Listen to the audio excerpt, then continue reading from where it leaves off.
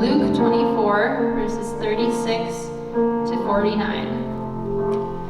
As they were saying these things, he himself stood in their midst. He said to them, "Peace to you." But they were startled and terrified and thought they were seeing a ghost. "Why are you troubled?" he asked them.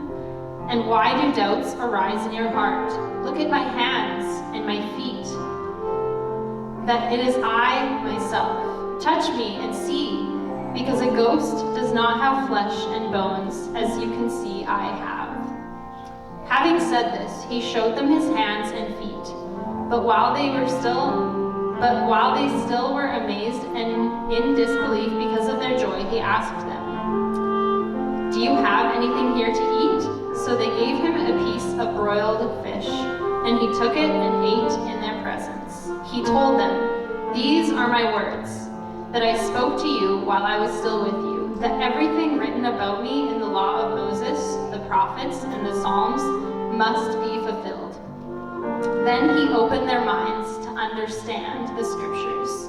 He also said to them, "This is what is written: the Messiah would suffer and rise from the dead the third day, and repentance for forgiveness of sins would be proclaimed in his name to all the nations, beginning at Jerusalem.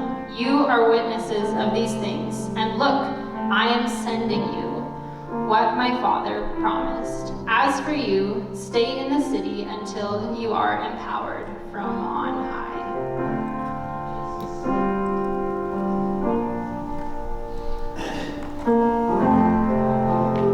Are you hurting and broken within, overwhelmed by the weight of your sin? Jesus is calling. Have you come to the end of yourself? Do you thirst for a drink from the well? Jesus is calling.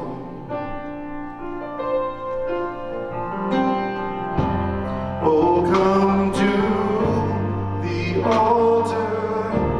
The Father's arms are open wide.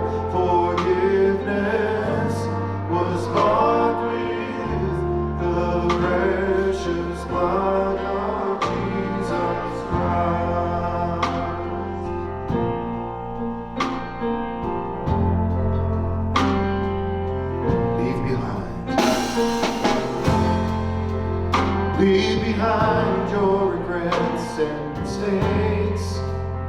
Come today, there's no reason to wait.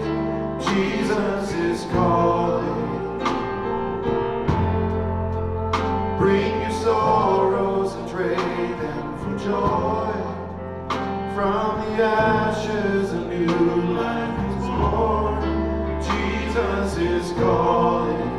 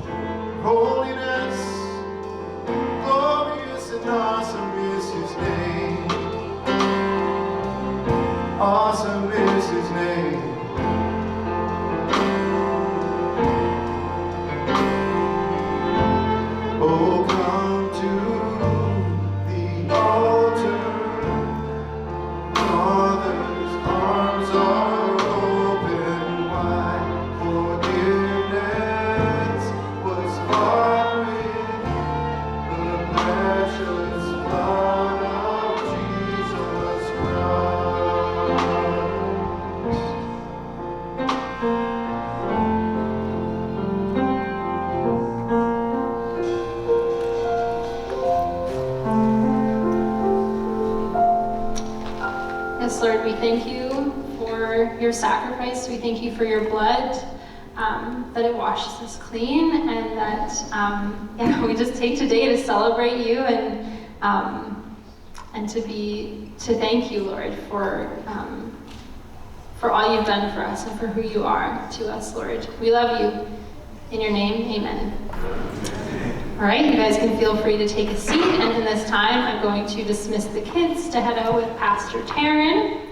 Thank you to James and the Whiterock team and a couple other members here who have done a wonderful job in leading us this morning. And I'm going to invite Pastor Brent up, and he's going to preach on the Luke 24 passage.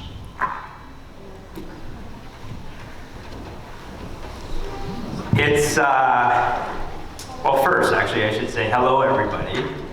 Welcome to church on Resurrection Sunday, the day where we remember that all of this didn't stop at death, but life came after that. Jesus rose from the dead.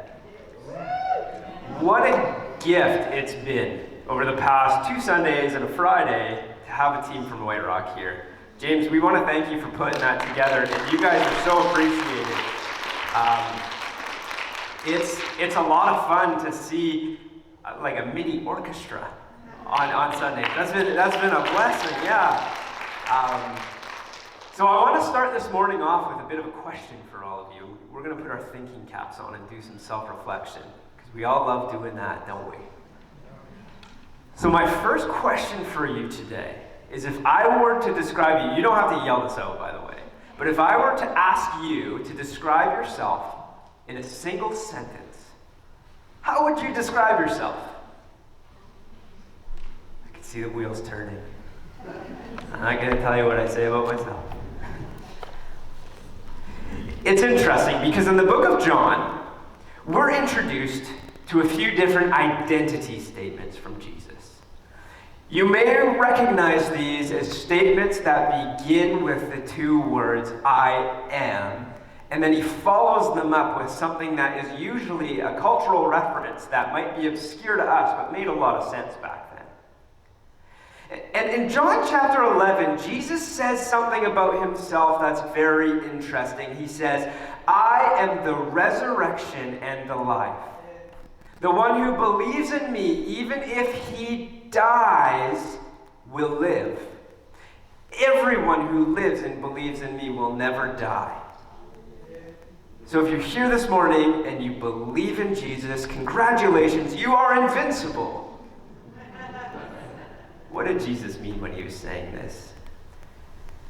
He makes this claim just before he raises his friend Lazarus from the dead, one of the most remarkable miracles that we read about in the New Testament. And believe me, there are many. But this statement wasn't just pointing towards Jesus' divine ability to go into grave sites and raise the dead. He was actually making a proclamation about his authority over death, which spoke to what he was doing in that moment, but it was also pointing us towards what was going to happen later, and it was pointing us towards what we celebrate today. And that's the focus of Easter. We remember that even though Jesus was betrayed, even though he was mocked and eventually killed on the cross, that an unseen reality was at play. In going to the cross, Jesus took on the weight of punishment for the sins of all humanity.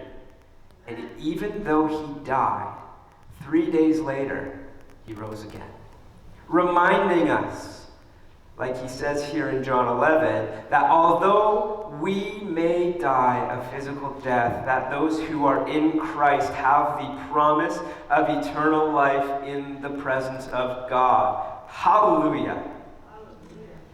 This is why what could have been one of the most sorrowful moments in human history, the day that Jesus died, turns into a celebratory one for Christians. And we proudly proclaim that he is risen. To which, beautiful. I am so glad that James coached you all on that before we started. Thank you for taking that on, my friend. So now we move into the Gospel of Luke, the text that Shania wrote for us. And Luke chapter 24 specifically is pretty long. It's about 50 plus verses, and we're going to do all of it today. But we're going to bounce around a little bit. If you read the entire chapter, you'll get a detailed account of Jesus' reappearance after his resurrection, starting with the discovery of the empty tomb, followed by various encounters that people have with him along the way. And at this point, readers and disciples alike have become familiar with this promise of eternal life. It was something that Jesus talked about often throughout his ministry. But each person in these accounts get to see the hope of eternal life become a reality through their personal encounters with Jesus because of the resurrection. It's when theory becomes reality. And as I've already said, the actual witness of his living presence confirms Jesus' power and brings to fruition the promise of this eternity with God. And it does so in the hearts and minds of all of those who choose to follow him. Now, the specific account of Luke chapter 24 is interesting because it's most definitely a story detailing the various witness experiences of Jesus. But what fascinates me is that in each of these scenes of the drama, we also catch a glimpse of the realities of the resurrection, what eternal life will look like in Christ. So today, if I were to tell you my one goal of us being here this morning, it's that you get to share in a similar awakening that the people in these stories had. We're going to transport ourselves right to those moments. That through the resurrection and the reality of eternal life, you get to discover more about God's love for you. And so, we're going to take this morning and we're going to look at 3 different scenes. First, we're going to visit the empty tomb with the ladies who first discovered it. And then we're going to transport ourselves over, because we've acquired the divine gift of teleportation here.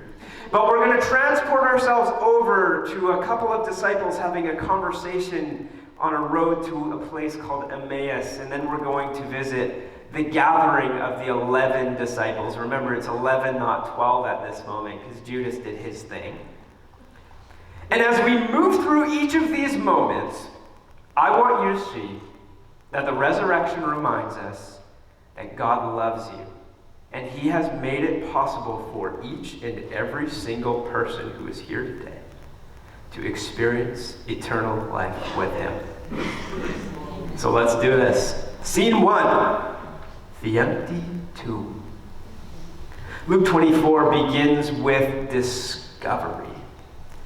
You have 3 identified women: Mary, the mother of Jesus, Mary Magdalene, and a woman named Joanna, coming to do a traditional embalming of Jesus' body.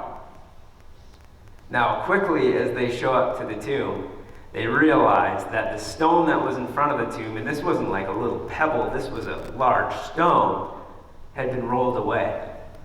Something that would have taken a lot of power to do. And quickly, they also realize that Jesus' body was gone. Somebody stole Jesus. And 2 men were standing, greeting them in dazzling clothes. The women react to these sights as any one of us would. They're absolutely terrified. But in their fear, they have the presence of mind to also sense a feeling of reverence in that moment. And we read in Scripture that they bow before these men who are later identified as angels of the Lord. Now, the words of one of the angels as he sees the women's response is important. He says, "Why are you looking for the living among the dead? He is not here, but he is risen." Come on, guys. There it is. You got to be paying attention. I'm testing you today. This account is fascinating on many fronts, but one of the most profound thoughts is how culturally everything that is happening here wasn't supposed to be happening like it is. Take, for instance, the disciples' response to the women when they come back and they explain what they had seen. We learn quickly that their validity is questioned immediately. Luke tells us that they say these words seemed like nonsense to them, and they did not believe. Why is that? Historically, there were many reasons to question this. There were many reasons why these accounts would have been discredited, but when you boil it all down, a witness account that stemmed from women would have been treated with great suspicion at this time. Ladies, please do not throw things at me. I promise this is going to end up good. This is not a statement in Scripture claiming that women are unreliable or less than. Like I said, we are trending upwards here. We are not trending downwards. I have to set the context. But it's actually the opposite. As one author claims, one of the main proofs that the resurrection story is credible is the realization that the first century church would never have created a story whose main first witnesses were women. With that, and I ran this by Taryn. I said, Taryn, am I going to offend anyone here this morning? Taryn's my wife, for any of you who I haven't met, so she's approved this message. With that, we see a theme that pops up constantly in Jesus' ministry. That he often combines some of his most remarkable displays of divinity with the restoration of value to people who have been considered less than by society or marginalized in community. The resurrection could have first been revealed to anyone. Could have been revealed to the remaining 11 disciples. Could have been revealed to any guy just walking across the street. Yet Jesus chose to do it in this specific way. And here's an interesting reality that we can glean from Scripture, because when culture tries to diminish the value of different people or groups, Jesus, and he exemplifies this here, preaches that all are important to him. This is one of the most crucial realities that we see here. It's important to realize that with the realities of the resurrection come the proclaimed importance of the value of all people in the kingdom of heaven. And the Apostle Paul takes this a step further as he helps people unpack what this is. In the book of Galatians, when he makes a bold proclamation that there is no Jew or Greek or slave or free or male or female, since you are all one in Christ Jesus. Because of the resurrection, those who are in Christ are seen as equal members of the family of God. The resurrection cuts through what society or individuals or anyone will say. And it reminds us of the reality that you are invited, that there is a seat at the table for you. And the only thing that's preventing anyone from receiving the seat at the table is a lack of willingness to accept such an identity or accept such an invitation. So this leads us to our first resurrection reality today, that all are welcome in the family of God. Now let's move on to scene 2, shall we? You have 2 disciples walking on the road to a place called Emmaus. They obviously have a lot to catch up on because they have seen it all at this point. But it's also clear that they're not sure. I mean, we already know that the disciples are questioning the validity of what's happened. And so they're engaged in this intense debate with one another. Did it happen? Did it not happen? Is this valid? Can we trust them? Who knows? And then Jesus shows up and starts walking with them. It's clear that they don't know who's with them at the beginning of the story as you read the Gospel of Luke, but because they take their time to catch him up on what's happened, as if to say, hey, did you know that Jesus was crucified? Well, yes, in fact, I do know that Jesus was crucified. Man, that must have been painful. Trust me, it was. And Jesus says to them, "How foolish you are, and how slow to believe all that the prophets have spoken. Wasn't it necessary for the Messiah to suffer these things and enter into this glory?" So he's still a mystery to them. He's still just a stranger along the road who is now correcting them, saying, yes, this is absolutely true and valid, because it had been spoken of before.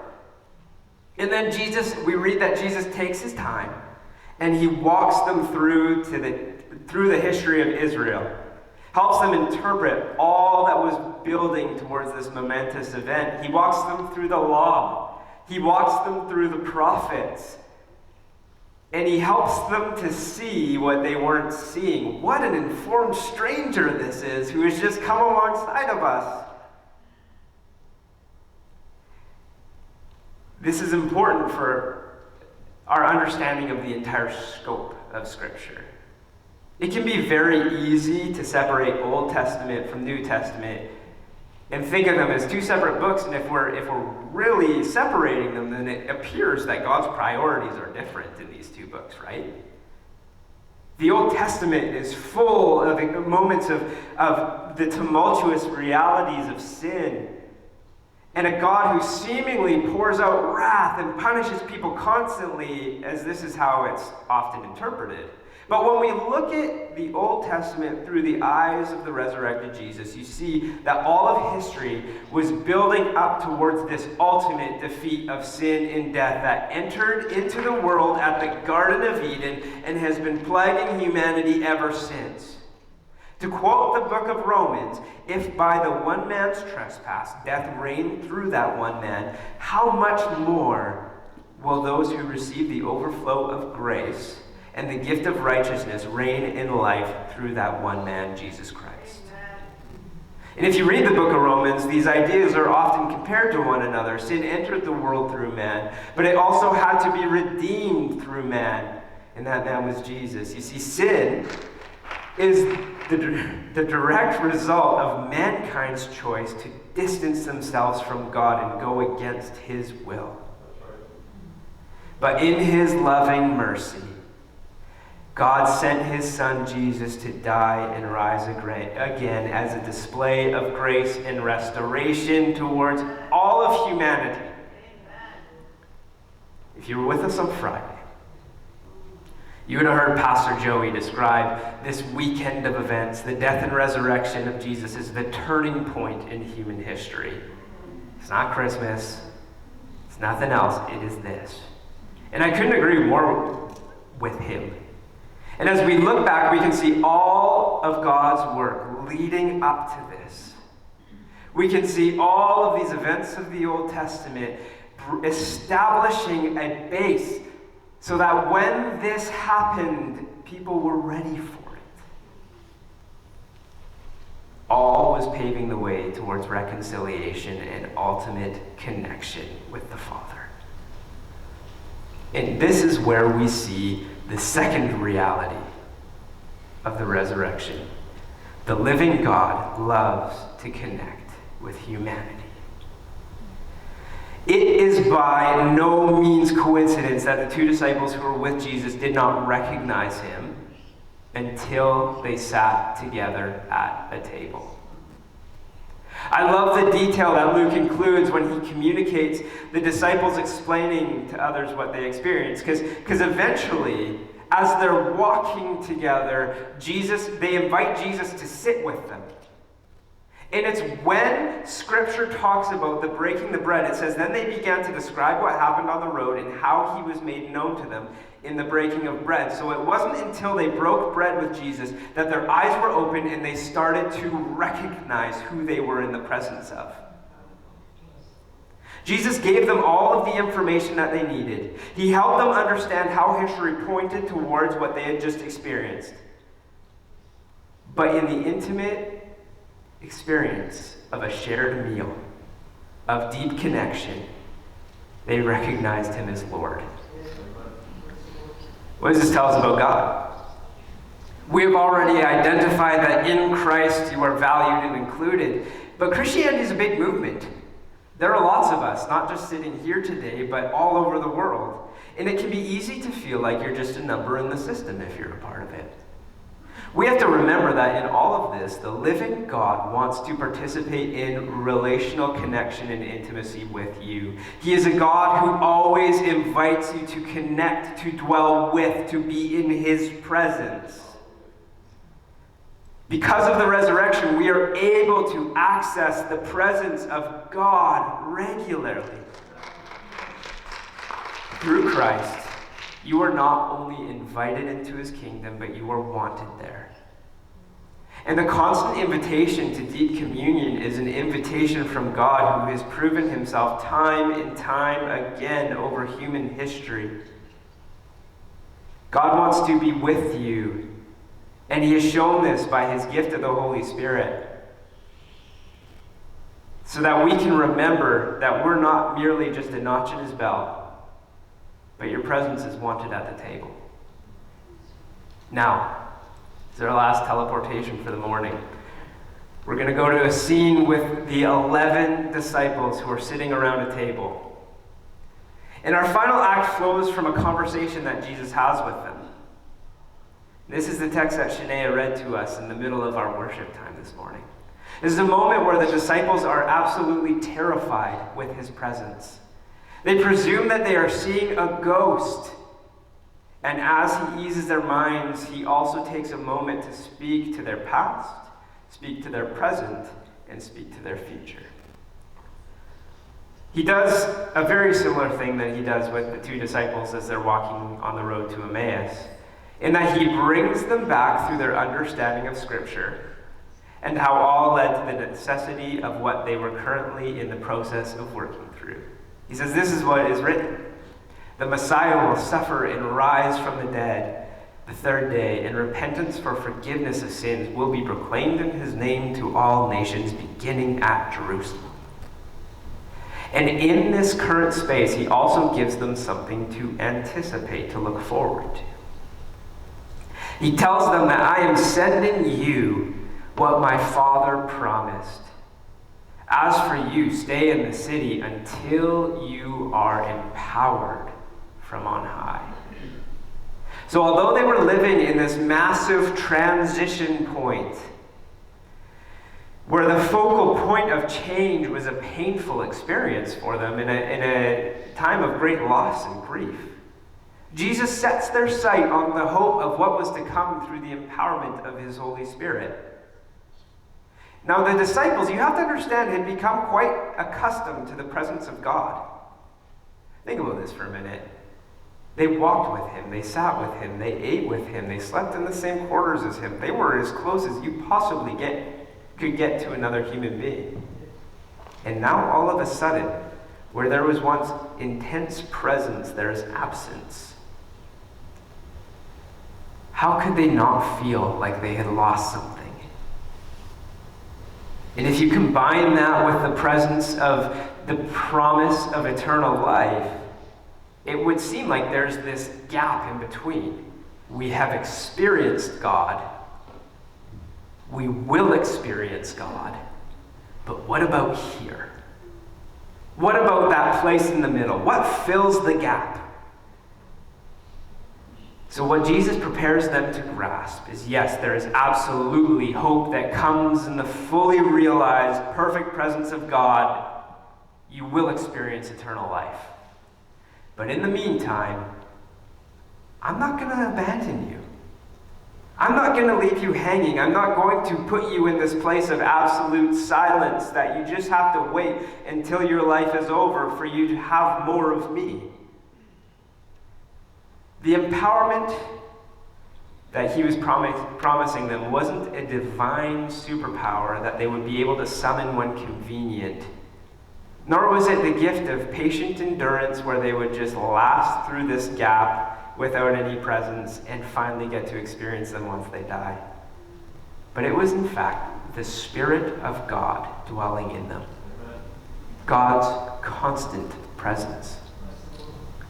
So yes, resurrection pointed them towards what was yet to come, but it ultimately gave them a radical transformation of how they experienced God's presence in the here and now.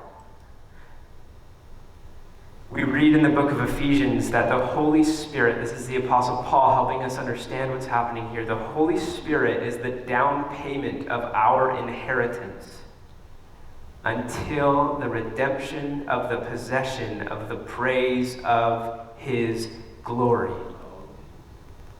How many of you have had to pay a down payment before? It's that beginning stage. It's as we start to walk on that process of realizing that full experience. We are in the presence of God constantly, walking towards the full encounter of His presence with no more sin, no more shame, no more tears, no more pain, none of that. But on the road that leads us there, we are not left alone, but we are full of His presence because we are full of His Spirit. The Spirit in them is God bringing His disciples as close as He possibly can with the presence of sin still existing in the world. And this is the same promise that He has for you. The third reality of the resurrection is that God has given you access to His presence by the gift of the Holy Spirit living in you. And this is interesting because if you read this whole process of Old Testament to New Testament, and I know we've talked about this a little bit, you see this increase of how God dwells with His people. What started as absolute intimacy in the garden, you remember those first 2 chapters in Genesis? Where Adam and Eve are so deeply connected with God that they're in constant communion with Him. And then sin enters the world, and there is this immediate separation. And then slowly but surely, we take steps along the way to walk back towards this connection. Whether it's the Ark of the Covenant, the ability for people to experience Him in His temple, to Jesus coming and dwelling as man, walking with people.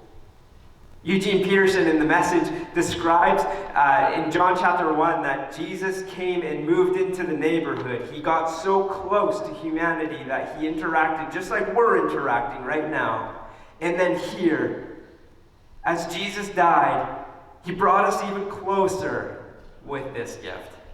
It's pretty remarkable. Like, if you're ever questioning God's desire to meet with you, look at how human history evolves. And look at how human history's encounter with the presence of God evolves as you read the scriptures. And you can see a God who is taking us through, step by step, drawing near and nearer to Him until ultimate glory is revealed.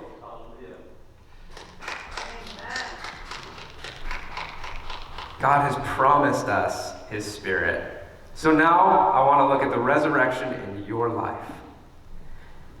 I want us to reflect on the thought that Jesus died for a purpose. Again, this was the most significant turning point in history. How has Jesus changed your future? We see in the discovery of an empty tomb by a group of women that the invitation to eternal life with God is not exclusive. It is actually radically inclusive. That God made life with Him accessible to all who are willing to receive, and no human established boundary can disqualify you from living in God's love forever. Then we see on the road to Emmaus that you are not just a number to Jesus, but God wants to connect with you. He is a relational God who loves you enough to want to be in your presence. And we see in His meeting with the 11, His promise of the Spirit, that God has given you a taste of what is to come, the down payment of your inheritance.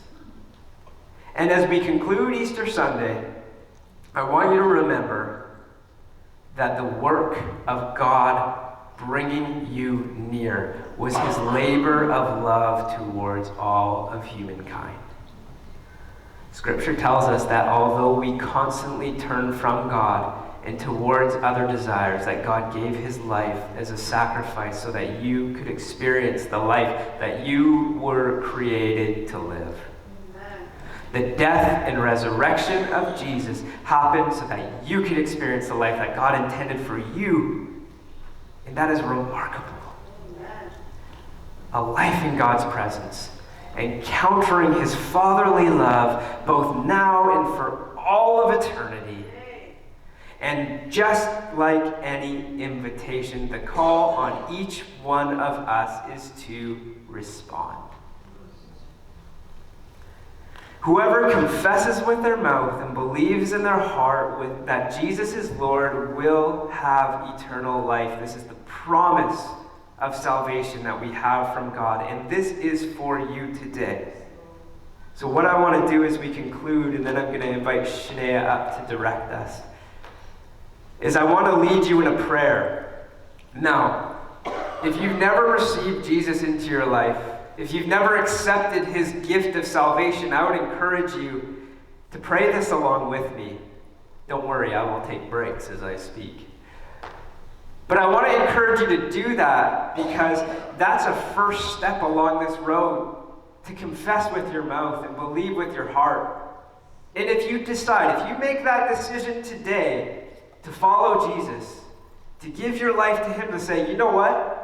Enough is enough. I am deciding today that this is going to shape my life. I don't want you to feel like you have to be perfect right off the bat, but I want you to understand that it is a step-by-step process of learning and growing and discovering about what life in Christ is like. Amen. The door is wide open for you. And so as you pray this, I want to encourage you, if you've prayed it for the first time, to find someone, whether it's Shania, myself, James, anyone, and just talk to them about it. Say, hey, I made this decision today. Tell me more about it. And we're happy to walk with you in there. So let's pray. Lord, we love you. And we thank you that you have given us the gift of life with you.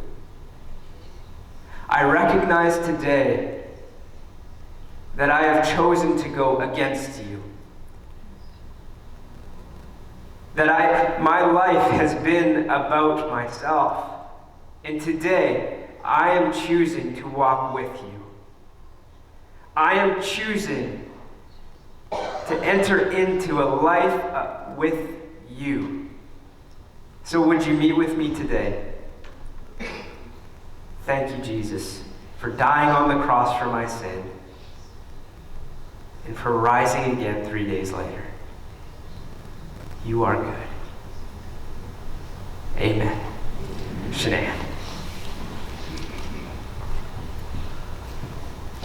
All right, I'd like to welcome the worship team to come on back up. And as they do, I'd also like to invite the prayer team to come to the front.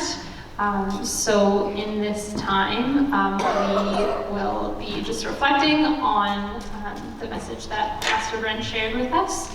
And if you are needing to come forward to receive prayer, we will have people here available. And if you'd like to chat with anyone as well, everyone at the front would love to have a conversation with you. So that being said, James.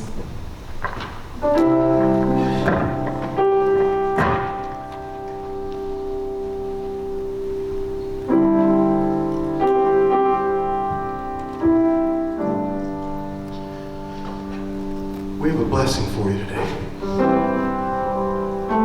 Maybe you just open your heart and receive these words. Those of you that want to come to the front and be prayed for can do that. This is very simply, Lord bless you and keep you.